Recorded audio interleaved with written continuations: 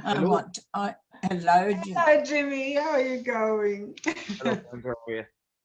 Good. How are you? Grant, you can't be being a dead man, which is surprisingly well. Yeah, hi Jimmy, lovely to see you again. This question is actually from my friend Jenny. I've been experiencing unexpected visits from presences, and I guess this is all new to me, and I'm a bit sort of, how do I, as soon as I look at them, they disappear. Okay, Jimmy, there was your question. So when you're sensitive to my side of life, which everyone has an ability for, you have to remember your spirit first and foremost. So if you're trying to develop a circle within your side of life, if you wanted to develop it. Otherwise, if you'd spend time to sit in your own power, in your own space, you could begin to develop your own ability there. Jimmy, with a bit of background, Jenny has been joining our circle, which now sits weekly in support of our medium, Bernie. So she's come into this and has just started, it's probably been 4 or 5 times she sat with us, and is just starting to be awakened in this regard, and she's not quite sure how to handle it. Yes. Whereas we're all used to it. It'd be a bit of a shock at the beginning when you're first getting used to this kind of thing. The best thing you can be doing for yourself is to be sitting in the power within your own rights there, to just get used to becoming aware of energies around you and becoming aware again that you are spirit first and foremost, and they've always been around you. You just haven't had the awareness or the perception of it. And indeed, understand as well that everything that's coming around you, it comes on a vibration of love. So the more you get used to it, the more it become natural to you or supernatural. But it will take a bit of time, and especially if it's something new to you, you're going to be like a little kid in the sweet shop there, where you'd be very excited and your energy's built all over the place. But with a bit of practice, it will start to come down, and it will become more natural to you. Thank you. Thanks, Jimmy. Hi, Jimmy. Yesterday we were talking about this reality that we've created and it being a vibration or a frequency. But I've met a lot of people that can do amazing things in this reality, see 1,000 more colours and manipulate things and put their hand through things, and even me with the wall disappearing. So if all that is a possibility in our reality, how much can we change our reality? Say the law of attraction, for example. You have full control over your reality. However, you have to understand within the physical realm, there are physical laws that must be adhered to. And it all depends what lessons you've come to experience within this current lifetime as you experience it. So the more aware you are of the true self, and that you are all vibration and everything that is an interaction within those vibrations, then even something such as a solid object is only solid by your perception. If you can truly change that perception, then you can change that physicality there. Yeah, that's what I wanted to hear. Thank you. Is that changing the perception or changing our frequency by, like thinking very positive thoughts and have strong intention? Or is it just moving our focus from one to another? It's a bit of one and the same. It's about truly being able to believe something, and that's beyond just the mind believing. It's having the true understanding to be able to then manipulate or change your environment around you. So indeed, even the passage of time, you have a heartbeat there, which is keeping the passage of time. So even in that regard, you have a physicality there, which is feeding into that belief system. Ah, yes. So can I just ask one more question then? Yeah. So then, Jimmy, if that's a possibility and we can alter things with a complete understanding of it in our truth, then is it possible that we could then go back and forward in time? Indeed, and indeed, there's other intelligences of your side of life which are not governed by time as much as you are. Indeed, time is a physicality. It is one of the material laws. So you are stuck within that, within your physical construct. So the more you can go beyond the physical construct, the more you can then manipulate the time factor. Perfect. Thank you, Jimmy. Jimmy, we have a set thing in life, our blueprint, where we're going to and when we're born and when we pass away. Is there a way we can change this part of our life? How long we live for and whatever? For the physical side of life, you can't. All these decisions are made from my side of life when you have the awareness of the choices that you're making. Now, indeed, they are your choices, or it's simply made at a state when you have the awareness of why you're choosing to go through that. But in the physical life, I'm afraid you can't make those changes. You will return to my side of life as and when you've chosen to. Is that, Jimmy, is that true that we have 3 outs? Now, this may be close calls with my side of life or shifts within your consciousness that may change your direction in life. But again, nobody will return to my side of life as and when until they've chosen to. Okay. I just wanted to ask something while we just on this changing our reality. How about what is happening in out-of-body experiences? In an out-of-body experience, you're getting closer to my side of life. The veil between your side of life and mine is thinner. You are aware or have extra perception of other vibrations which you're not normally aware of within your conscious wakeness. So you have a better glimpse of my side of life. You're not getting a true picture, but when you return that information to the physical mind will have to make sense of it. So somebody that William Buhlman is saying that you would, if you want to do out-of-body experiences, you need to be aware of the fears you carry because you can manifest them. Is that true? Just like a thought can be very easily changed, the same thing can happen within this experience. Indeed, you're very much in control. So if you're not in control of your emotions, they will take over and they will dictate what you experience. Is then the same as Abraham Hicks is saying? If you want something, you hold the intention, you hold the vibration like you already have it, so you can have it?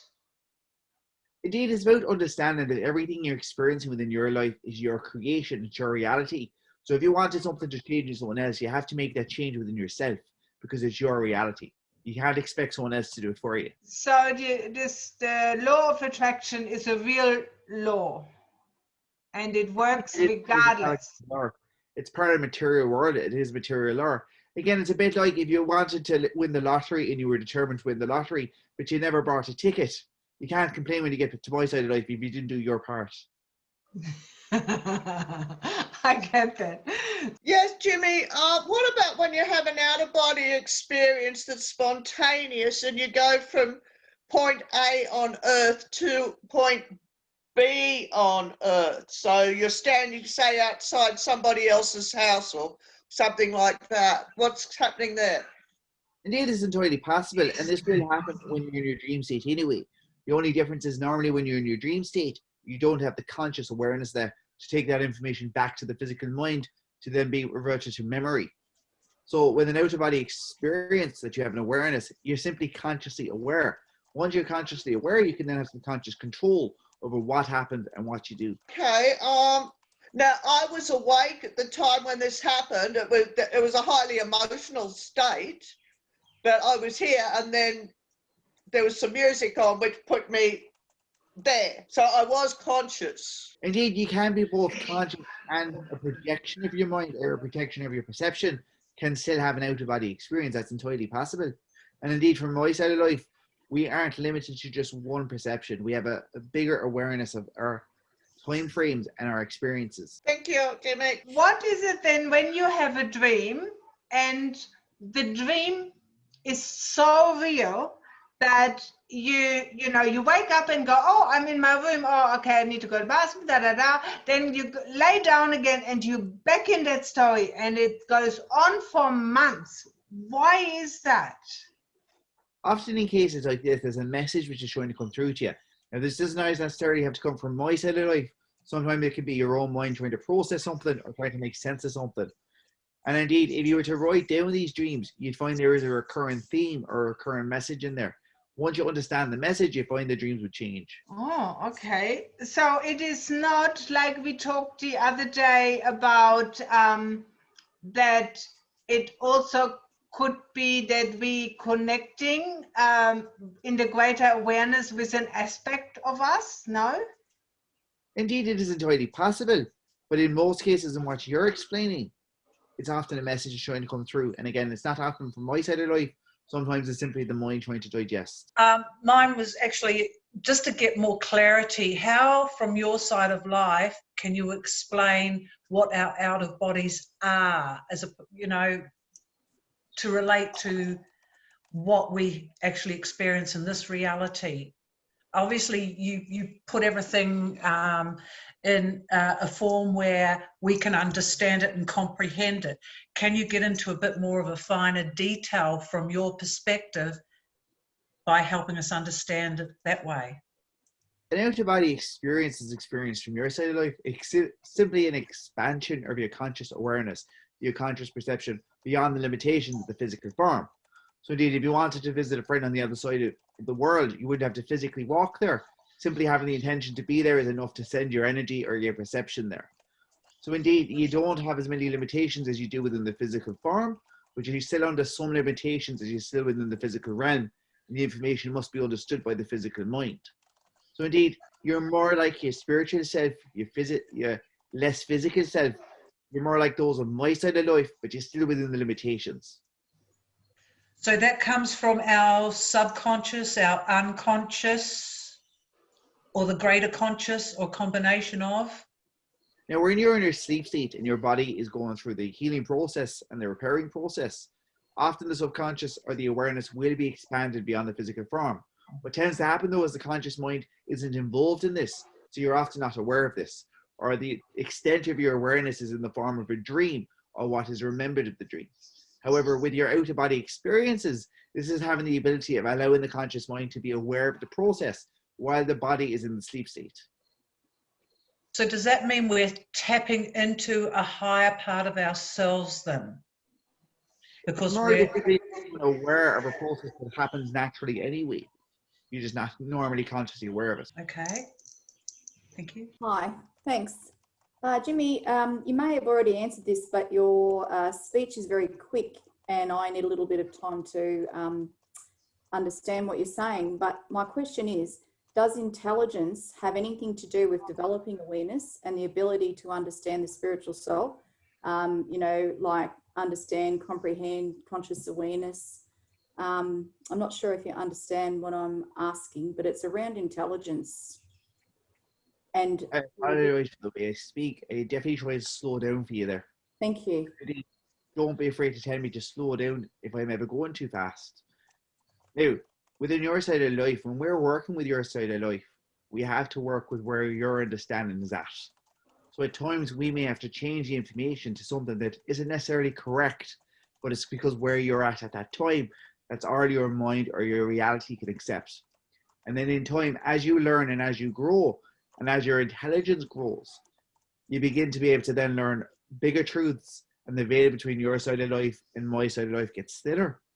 So indeed, the more you learn, the more you become aware, then the more your awareness will expand, because you'll be able to tap into energies that all of a sudden now you're becoming aware of, because you're at the stage where you're able to accept that information. So as an extension of that, where does this fit for people with disabilities, particularly intellectual disabilities? How, you know, in terms of, do you get what I'm asking?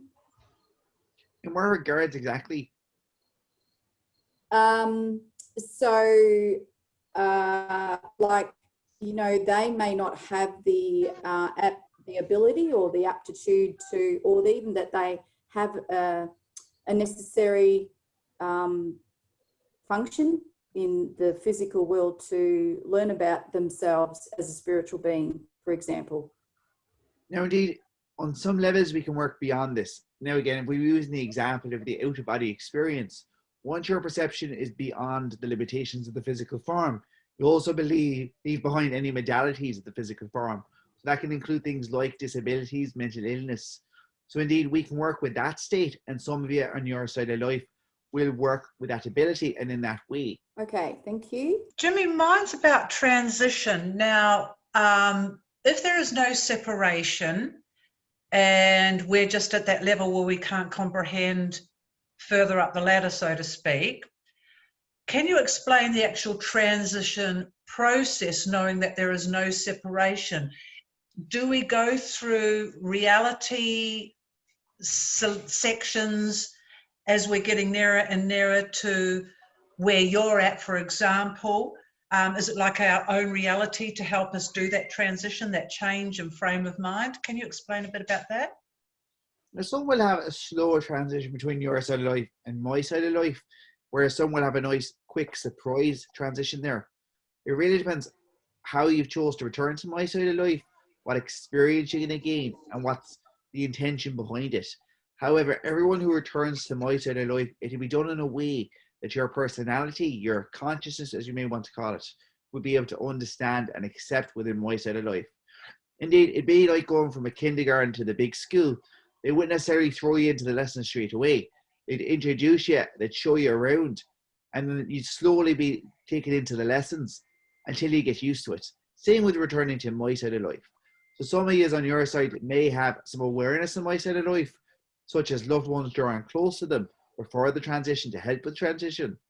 Others may find that if they were to pass in, say, an accident, then they may find themselves in a hospital situation and may not know straight away that they've returned to My Side of Life, and then in time that will be introduced to them as and when they're ready to accept that.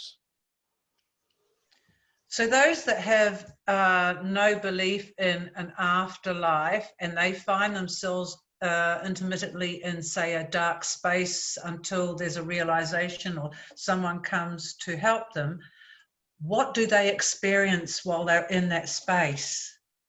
So an atheist will often pass to My Side of Life very easily and very quickly. And indeed, they may find, say, the hospice situation, and then they'll accept that, okay, life did go on, I got that wrong, but I'm sure happy I got it wrong. Whereas it's more those who may have a religious background who think they're going to be in a state where they have to suffer or punished for their actions are the ones that are more likely to slow down the transition. So we will work with that, and we'll work with that personality to try and help them to return to My Side of Life in any way that they can. And indeed, some within your side of life may slow down the transition from your side to my side, but it'll still be in a healing capacity and in a way that their mind will accept. But indeed, we have to work with where the vibration is at, with what they're expecting and what they're allowing within their vibration. So there's still some form of perception where that individual is concerned, that personality is concerned. Indeed, there'll still be a form of perception. The personality will still carry on, but the reality you find yourself in may be very different to the reality you've left behind. Okay, thank you.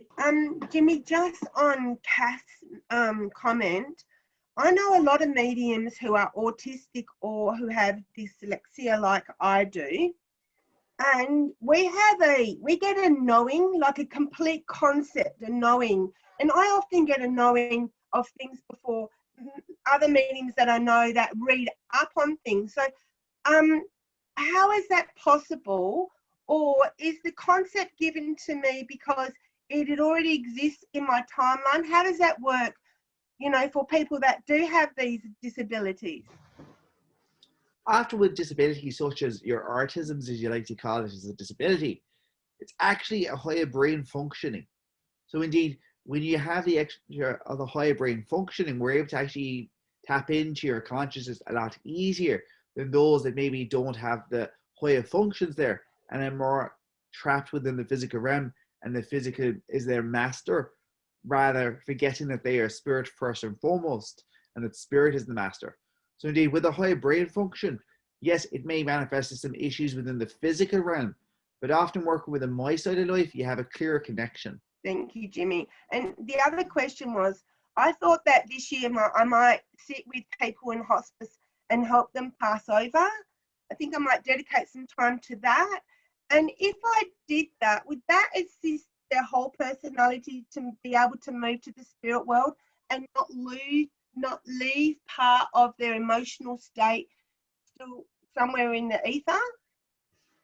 As long as you're not holding a pillow over their face and you're allowing the transition to be done by My Side of Life, being there can definitely help someone to accept the transition process and to make the transition process more helpful. And indeed, a lot of healing that occurs within your side of life is not to necessarily stop someone from passing, but to help with the passing. Yeah. Okay. Thank you very much. Thank you. If someone is on extremely heavy drugs at night to stop post-traumatic stress disorder, which is really a physical, emotional problem, does that impede their astral travelling? And how much of an impediment is it to really having dreams? Because the medication's supposed to stop those dreams, but that's a physical side of thing. Is there any impact of taking those medications? The issue would be how the information or the input is recorded within the physical mind. So you may still have the experience, but as you bring those experiences back to become memory within the physical mind, that's when you create an issue, because there may not be the capacity or the ability for that to be stored as memory, or those memories may be distorted, changing the experience. Yeah, that makes perfect sense. Thank you. So I just wanted to ask, with past loved ones, do they use up energy when they try to send us signs, or I don't know, try to touch us in the physical world, or speak to mediums or things like that? Because I know sometimes people say that, oh, they're always with you, but then others are like, well, do you know how much energy it takes for them to send you that? So I'm just wondering, which is it? So any type of phenomena that occurs within your cellular life does require energy to happen. However, you are surrounded by an abundance of energy. We're not going to run out anytime soon. What would more likely happen is your loved one would seek out someone within my side of life who has the experience to create that phenomenon. So indeed, you've got someone there who's got the experience and the expertise. So they will try wherever is possible, and whenever you're consciously ready to accept that phenomena, they'll try the phenomena around you. Okay, so if it's something that I personally would not feel, it's more of me, not really that it's not that they don't have the energy. It's just that I'm not ready to accept it, or run not in the right state of mind, or something like that. Indeed, and it comes back to our earlier conversations about everything you experience is your reality. So if your energy isn't ready to accept, then we wouldn't be able to control that energy around you to create the phenomenon. Got it. Thank you. Jimmy, I can't get my question. I'm thinking about when we have healing on earth, when we go to healers and our spirit guides come in and we have a healing. How does that correlate with the death process? When we've moved, how's that connected with spirit once we pass? Is it all just part of our journey? Am I making sense? I can't grasp the question. Sorry, Jimmy. So any healing that occurs within your cellular life is self-healing. So we would work with, say, the Akashic Records to see what can be allowed within your energy, and then kind of encourage your energy to make those changes. Indeed, sometimes the healing isn't to necessarily stop the issues within your cellular life. It's to help that personality begin that transition to my cellular life. And then once you return to my cellular life, every personality, every soul will go through a healing process until they're ready to accept, until they're able to move their vibration on beyond the physical realm to then accept my side of life. Hello. My question is, sometimes when I do readings, I'm very clear and accurate and very specific. And then other times I feel like I'm walking through mud. And my question is it me? And what can I do to be clearer or more accurate or more specific? Or is it the client? What's the block? When sometimes it's amazing and then other times it just doesn't feel as fluid. So to look at your energy there, the advice I can give you, a lot of the mediums in your cellular life are taught to make the connection through the person they're reading. The benefit of this is if there's a good connection and a good love connection, you're going to get a nice strong reading out of that person and a nice connection with my side of life. However, if you have a person that really isn't given the energy, then that's going to create a blockage, and it's going to make it very hard to communicate and work. However, you'd be much better to try and connect with the personality yourself, not using the other person as the conduit. And this is what you're experiencing here. Because you're working through the energy of the person you're reading, then you're limited by their limitations. Okay, so I'll have to learn how to do that. So what you want to do in this case is keep the intention of who it is you're working with, but you make the connection and then work with the personality within my side of life rather than the energy of the sitter. Thank you. And can I ask one more question? Yes. I'm asking a about suicide, and sometimes when I do a reading and for example, when I just recently did a reading for a gentleman, I couldn't connect with the lady. So is that me again? I couldn't, and I didn't know it was suicide. I didn't know. I always say, don't tell me anything. But afterwards, I understood it to be a suicide. And then sometimes I've done a suicide and I knew it was suicide and it was a clear connection. So it's back to my original question. It's because I'm not connecting directly to the soul. I'm connecting to the client or working through them? Indeed, I and think I've then the answered my problem own we have there question. is people who Yeah. often say, never hear from their father. It's not because the father doesn't want to come through. It's because they have an emotional blockage within themselves, which is stopping that connection from happening. Okay, I understand. Thank you so much. Thank you. Can you please explain the virus? And is this big change for us humans for the better? What would you like to know about the virus? Us as humans are hearing so many conflicting messages, and it's changed our world for not the better and maybe for the better. So is it real? Is it what's happening? Not really. I hope that explained it a little bit more. Indeed, I can advise there is a realness there, and there is a misfunction within your side of life which you're experiencing as the virus there. And as I look at the energy there going forward in your timeline, you're not coming to the end of it anytime soon, really, and then you have implications afterwards. But it is a great opportunity for your side of life to learn and to grow. And indeed, sure, all the time you have sitting at home will give you a great opportunity to be working with my side of life and developing yourself. Okay, you say that it's for better for us, which I can see in a lot of ways it is, but mandatory vaccines, I can't see that being a good thing for us. Am I wrong? It's more the opportunity it would give your side of life to learn and grow. So for example, if this virus didn't happen, then sure, looking down your timeline, mankind would have wiped themselves out with the way they were going. So what you'll learn from this experience would change your society and your civilization that would allow mankind to stay within your planet for a lot longer, rather than going along in ignorance until it's too late to fix things. Thank you. I'm not saying that everything's going to be smooth and that it's all going to be straightforward and there's not going to be any implications or issues that will arise going forward. But in the grand scheme of things, mankind will learn from it. Thank you. But will the vaccinations be bad for our human body? Now, looking at the energy of it there, and from what I've heard from my side of life, it's not as dangerous as people think it is.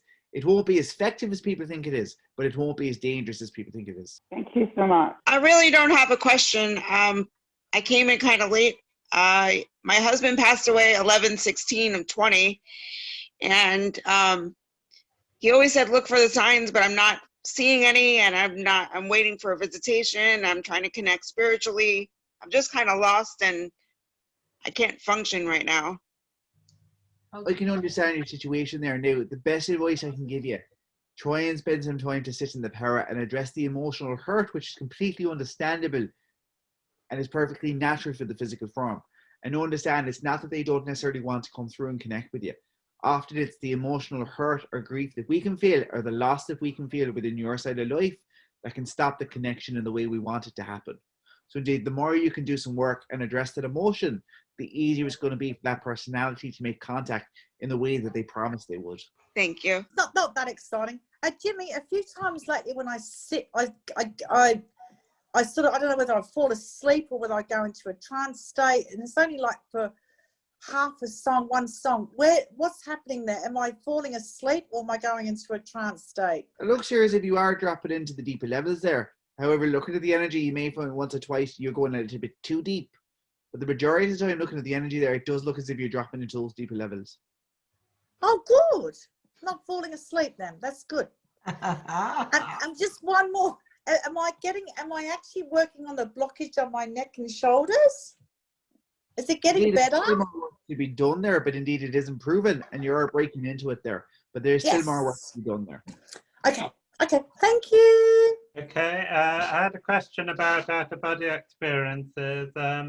When I go out of my body, I seem to be using all my 5 senses and things like that. And, you know, I have a full experience when I'm out of my body. But the problem I have is when I come back, I wanted to write a book about out-of-body experiences. But when I come back to my body, I find that I can't remember. Is it because I'm using someone else's body when I'm out of my body, as it were, and using their senses, and therefore when I come back in my own body, I don't have the information in my body to be able to write it down? Or is there anything I can do to bring the information back with me ever?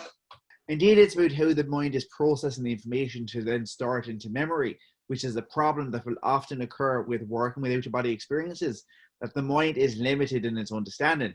And depending on what is going on in the mind, will it limit what it can store.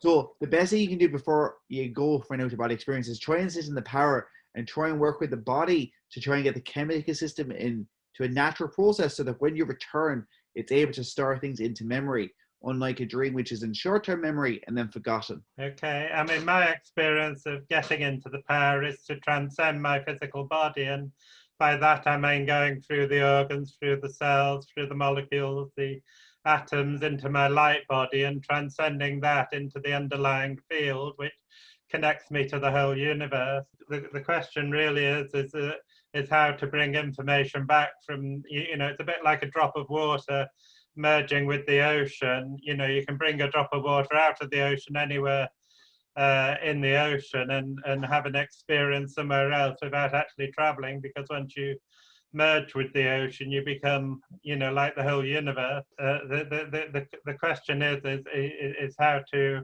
you know, retain that information and bring it back. Is it a question of connecting to the Akashic records that store all the information? Or? So I can expand a bit there now. Okay. The limitation there is on the physical. It's nothing to do with your energetic side or anything that you're doing wrong. It's simply the physical retaining. Now, if you want to expand the retention on the physical, you can use a shock treatment within the physical body. Now, this is to bring yourself back in a very quick way, such as when you're ready to come back, moving the big toe, you very much shift your consciousness back to the physical very quickly, which will then release a lot of endorphins into the body. This will help the information to be retained by the mind. Oh, that's interesting. Thank you. Thanks. Just another question, and it's going back to, I think, Lyra's question. Just in terms of when you're working with the energy of the sitter, is that not then you're working psychically? Not necessarily. What you're doing there is you're using the energy of the sitter, and you're actually making the sitter the conduit or the medium, and then you're acting as a channel through that. So if you can get the power in yourself, then you yourself will act as the medium. Otherwise, you're simply using the sitter to be your conduit to make the connection. Okay. Thank you. And with that, my friends, I must return the medium to you. Oh, okay. Thank you. And remember, the love inside you, take it with you. Thank you, Jimmy. Thank you, Jimmy. Thank you, Gary. God bless. Thank you, Jimmy. Lots of love. Thanks, Jimmy.